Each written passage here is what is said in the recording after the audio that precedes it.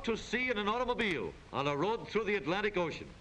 At the extreme corner of the United States, a new 100-mile highway will connect 25 islands from the Florida coast to Key West. Construction began early this year from both ends toward the middle. Huge cable dredges are hauling up rock, sand, and clay to be taken to the end of the ribbon-like road and dumped back into the ocean. Floating dredges drag the bottom, building a long, continuous hill of the ocean floor. Right now, the only available way between Miami and Key West, other than boats, is the railroad which goes from island to island over huge trestles. Only one round trip is made each day. But you don't have to wait for the road to be built if you own a car with knee action. Plenty of time between trains, so why not go right over the ties? The wheels may be doing a lot of bumping around, but the rider goes along smoothly right over the bumps. On the island, the highway is nearly done. Broad, smooth roads that soon will be swarming with tourists and fishermen traveling to and from famous Key West.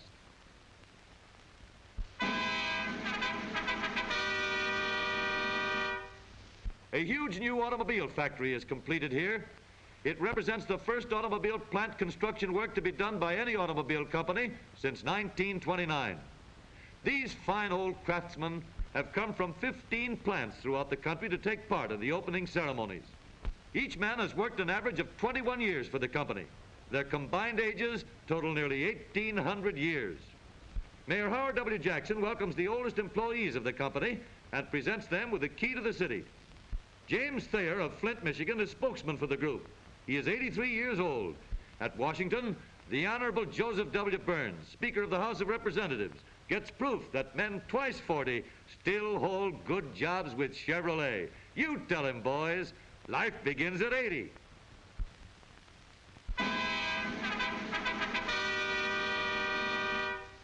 Well, little lady, here's a real surprise. A brand new horse. Looks as if horses are decreasing in size as well as number. What do you suppose they're going to do with it? Well, well, Dad seems to have succeeded in increasing the horsepower of the car. 80 under the hood and 1 in the back seat. Well, anyway, a half of one. All out, everybody. Come on there, man of war. Don't be so stubborn. That's better. Now you're showing some good old-fashioned horse sense. There we are. That extra horsepower came in handy after all.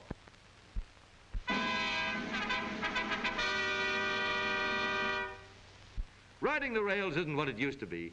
For a new convertible motor bus that runs just as well over railroad rails as it does over the highway has been put into service here. Leaving the city, the driver very easily flips some convenient levers. Down come a pair of small guide wheels, both in the front and at the rear. They are locked in place. A complete change from road to rail in less than 1 minute, and we're off down the steel highway, out of traffic and with no more stoplights to watch. Rubber tires on shiny steel rails. Perfect riding comfort at all speeds. Not a bump in a carload. Rubber tires grip the wheels better. No slipping, no skidding. Watch out for those cars. No chance for an accident when we can stop like that. It's expecting a lot to think that a train will stop at a crossing, but this new rail bus can do it. The miles fly by in a hurry, and here's the highway again. Miles saved by the rail shortcut. Up come the guide wheels. We're back on the highway again without even a stop. Right down to the center of the village, where we leave passengers and pick up packages for the city. The compartment at the rear is large enough for express, in addition to passengers' baggage. All aboard?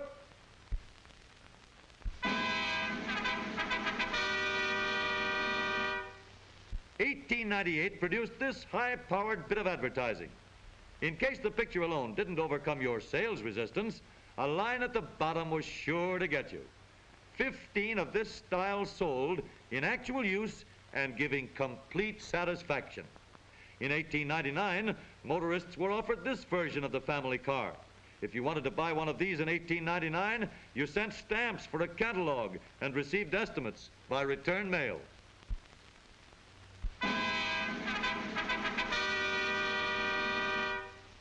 For the first time in 25 years, a motor car drives down one of the shortest and narrowest streets in the world. Once, the broad highway of a Spanish king. Nope, it's not an alley. It's Treasury Street, Strictly one-way traffic and no double parking.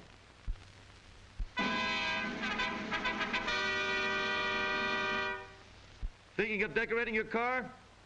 How's this for an idea?